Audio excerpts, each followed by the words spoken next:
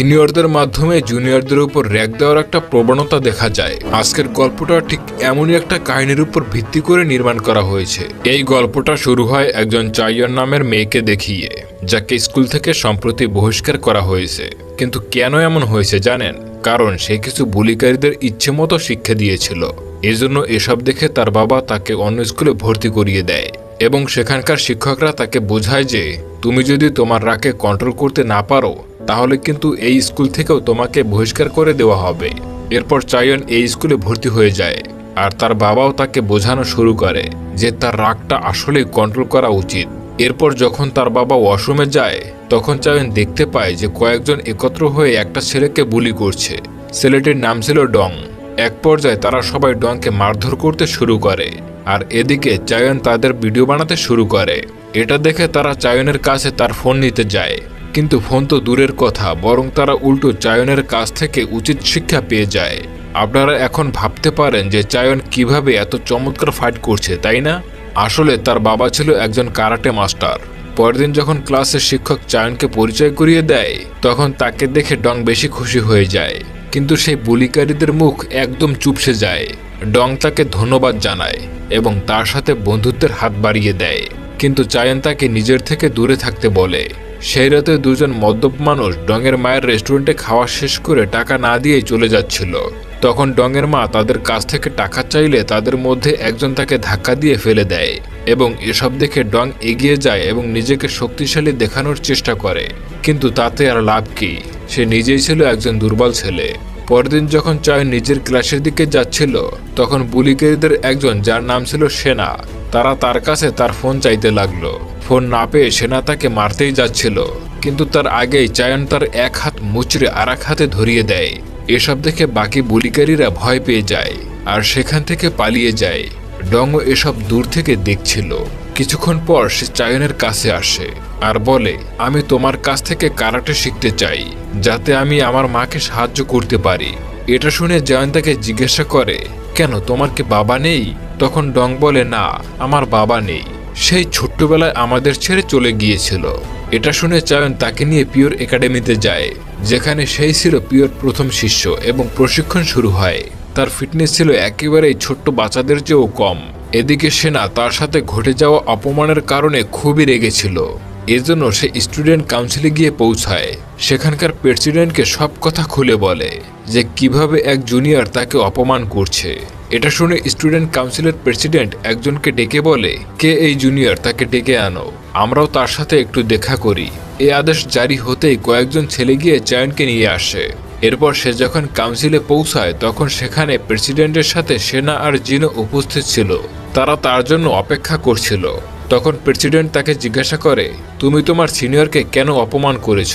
এতে চাইয়ান জবাব দেয়, আমি যা করেছি এটা অপমান নয়, বরং একে আত্মরক্ষা বলে, আর আমি শুধুমাত্র আমার সহপাঠীকে সাহায্য করছি। এসব শুনে প্রেসিডেন্ট কিছু বলতেই যাচ্ছিল, কিন্তু তার আগেই চাইয়ান এখান থেকে যাওয়ার অনুমতি নিয়ে নেয়। আর প্রেসিডেন্টের কারোরই ভালো লাগেনি, কিন্তু কি আর করার, জিন আবার এসব বোলিং একদম পছন্দ করতো না। পরদিন আবারও ডংয়ের কারাতে প্রশিক্ষণ শুরু হয়। এখানে ডং চাইয়ানকে জিজ্ঞাসা করে যে তুমি এত সুন্দর হয়েও এত শান্ত আর একা কেন? এটা শুনে চাইয়ান বলে যে দেখো, আমার এটা ভালো লাগে না যে কেউ আমার জীবনে এলো আর তারপর আমার অনিচ্ছা সত্ত্বেও সে চলে গেল। এজন্য আমি একা থাকতেই পছন্দ করি, কারণ একদিন না একদিন সবাইকে তো যেতেই হবে। এসব শুনে ডং বলে, মানুষ আসে আবার চলে যায়, কিন্তু তাদের স্মৃতি সব সময় আমাদের সাথেই থেকে যায়। এটা শুনে চাইয়ান মুগ্ধ হয়ে যায়, কিন্তু ডংকে সে কিছুই বুঝতে দেয় না।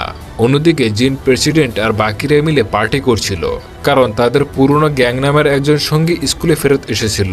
এজন্য জিন বাদে বাকি সবাই খুশি ছিল, কারণ সে বুলি করা একদম পছন্দ করত না আর অন্য কেউ বুলি করলেও তাকে সমর্থন করত না।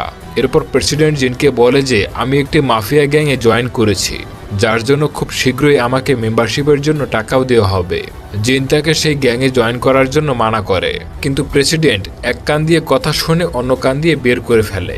পরদিন মাফিয়া গ্যাংয়ের লিডার প্রেসিডেন্টের কাছে আসে মেম্বারশিপের জন্য টাকা চাইতে এবং সে জিনকেও তাদের গ্যাংয়ে জয়েন হওয়ার জন্য প্রস্তাব দেয়, কিন্তু তার পরিবর্তে তার কাছ থেকে মেম্বারশিপের জন্য কোনো প্রকার টাকা নেওয়া হবে না এটাও বলে, কারণ সে জানতো জিন একজন তুখোর বক্সার।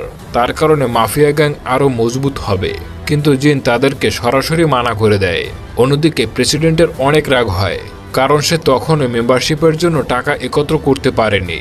এজন্য সে বলে যে আমার এখন কাউকে খুব মারতে ইচ্ছে করছে, এক কাজ করো, ডংকে নিয়ে আসো।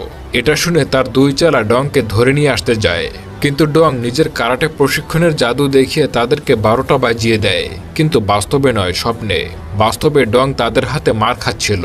তখন এসব দেখে জিন প্রেসিডেন্টের দুই চেলাকে সেখান থেকে চলে যেতে বলে। তখনই হঠাৎ সেখানে গ্যাং চলে আসে, আর সে জিনকেও মারতে শুরু করে। এরই মধ্যে চায়নও সেখানে চলে আসে। ডংকে দেখে বলে, চলো কারাটে প্রশিক্ষণের জন্য যাই। এটা শুনে গ্যাং তার উপরেও আক্রমণ করতে যায় এবং সে ভাবে সে জিতে যায়। এক পর্যায়ে চায়নের স্কিল দেখে জিনও অবাক হয়ে যায় এবং সেও কারাতে প্রশিক্ষণ করতে চায়। এজন্য সে কথা বলে এবং ডং তাকে পিওর কাছে নিয়ে যায়। জিনের মূলত আসল উদ্দেশ্য ছিল চায়নের কাছাকাছি যাওয়া। এদিকে চায়ন কিন্তু তাকে মোটেও পাত্তা দিত না। জিন বলে যে আমি ওসব ছেড়ে দিয়েছি, কারণ আগে থেকেই আমার এসব একদম পছন্দ ছিল না। এরপর তারা তিনজন প্রশিক্ষণ শুরু করে দেয় এবং ধীরে ধীরে তাদের মধ্যে বন্ধুত্ব শুরু হয়ে যায়। একদিন যখন ডংয়ের মায়ের রেস্টুরেন্টে খাওয়া দাওয়া শেষ করে, তখন জিনের কাছ থেকে জানা যায় যে সে সবসময় তাদের মধ্যে বন্ধুত্ব চেয়েছিল, কিন্তু তার ভাগ্যক্রমে জুটেছিল বুলিং গ্যাং। এজন্য সেও বুলিং করা শুরু করে দিয়েছিল। কিন্তু এখন যেহেতু সে চায়ন এবং ডংয়ের সাথে থাকছিল, তাই এখন তার মধ্যে বন্ধুসুলভ অনুভূতি জেগে উঠেছিল। চায়নও তার সাথে কথা বলে খুব ভালো লাগা অনুভব করছিল। পরদিন যখন প্রেসিডেন্টের সাথে জিনের দেখা হয়, তখন জানা যায় যে মাফিয়া গ্যাংয়ে প্রেসিডেন্ট জয়েন হওয়ার কারণে স্টুডেন্ট কাউন্সিল এখন মাফিয়া গ্যাংয়ের সর্বোচ্চ নিয়ন্ত্রণে থাকবে। এটা শুনে জিনের একটুও ভালো লাগে না, তাই সে প্রেসিডেন্টকে বলে স্কুলের কাউন্সিল একদিকে আর মাফিয়া গ্যাং অন্যদিকে। কিন্তু প্রেসিডেন্ট মাফিয়া গ্যাংয়ের সদস্য হওয়ায় অহংকার দেখিয়ে বলে, তুমি দেখতে থাকো সামনে আরো কি হয়, আর আমি সেই চায়নের কি অবস্থা করি তাও দেখতে থাকো। চায়নের নাম শুনে জিনের রাগ উঠে যায়, আর এরপর তাদের দুজনের মধ্যে মারামারি শুরু হয়ে যায়। জিন যেহেতু বক্সার ছিল, তাই সে মুহূর্তেই প্রেসিডেন্টকে হারিয়ে দেয়। এতে প্রেসিডেন্টের খুব রাগ উঠে যায়।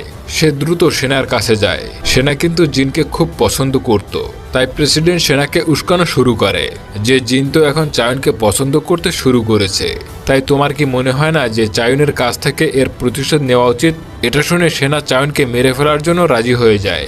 এজন্য সে তাকে মেসেজ করে স্টুডেন্ট কাউন্সিল অফিসে ডেকে আনে আর তার দিকে বন্ধুত্বের হাত বাড়িয়ে দেয়। সে তাকে কফিও খেতে দেয়, যেখানে সে আগে থেকেই বিষ মিশিয়ে রেখেছিল। সে চায়নকে জিজ্ঞাসা করে যে জিনের সাথে তোমার সম্পর্ক কেমন চলছে। এতে চায়ন বলে, জিন তো শুধুমাত্র আমার একজন ভালো বন্ধু মাত্র, যে আমার বাবার একাডেমিতে প্রশিক্ষণ নিতে আসে। এসব শুনে সেনা নিজের ভুল বুঝতে পারে, তাই সে চায়নের কফি ফেলে দেয়। এসব দেখে প্রেসিডেন্ট খুব রেগে যায় এবং সেনাকে চড় মারে। এদিকে গ্যাং সেখানে চলে আসে এবং চায়নকে অজ্ঞান করে ফেলে। অন্যদিকে ডং জানতে পারে যে চায়নকে প্রেসিডেন্ট নিজের কবজায় নিয়ে নিয়েছে। তখন সে দ্রুত সেই খবরটা জিনকে জানিয়ে দেয়। এসব শুনে জিন চায়নকে কল করে, কিন্তু অপর দিক থেকে ফোন রিসিভ করে প্রেসিডেন্ট। আর সে বলে, যদি তুমি চায়নকে বাঁচাতে চাও তবে স্কুলের জিমে চলে আসো। এটা শুনে তারা দুজন জিমের দিক রওনা হয়, কিন্তু পথে তাদেরকে গ্যাং আটকে ফেলে আর সে বাকি সঙ্গীদেরকেও ডেকে নেয়। এটা দেখে জিন আর ডং তাদেরকে মোকাবেলা শুরু করে দেয়, কারণ তারা তো নিয়মিত কারাটে প্রশিক্ষণ নিচ্ছিলই। এদিকে প্রেসিডেন্ট আগে থেকেই চায়নের অবস্থা খুব খারাপ করে রেখেছিল। তখনই সেখানে জিন আর ডং এসে হাজির হয়। তাদের সামনেই প্রেসিডেন্ট চায়নকে মারার হুমকি দেয়। এতে জিন হাঁটু গেড়ে বসে পড়ে এবং চায়নকে ছেড়ে দেওয়ার জন্য অনুরোধ করতে থাকে, কিন্তু প্রেসিডেন্ট জিনকে মারতে শুরু করে। এটা দেখে ডংও সাহস করে মারামারিতে অংশগ্রহণ করে, কিন্তু তাতে তেমন একটা লাভ হয় না, বরং প্রেসিডেন্ট তাকেও মারতে শুরু করে। এদিকে চায়ন তার হাতের বাঁধন কৌশলে খুলে ফেলে। সে প্রেসিডেন্টকে ইচ্ছামতো মারতে থাকে। এরপর প্রেসিডেন্টকে এক কোনায় বসিয়ে তারা তিনজন নিজেদেরকে প্রাথমিক চিকিৎসা করানোর জন্য চলে যায়। এরপর আমরা দেখতে পারি যে পিওর একাডেমিতে অসংখ্য শিষ্যের আনাগোনা শুরু হয়ে গিয়েছে, যারা আত্মরক্ষা শিখতে চাইছিল। আর এভাবেই এই অসাধারণ কাহিনীটা শেষ হয়ে যায়।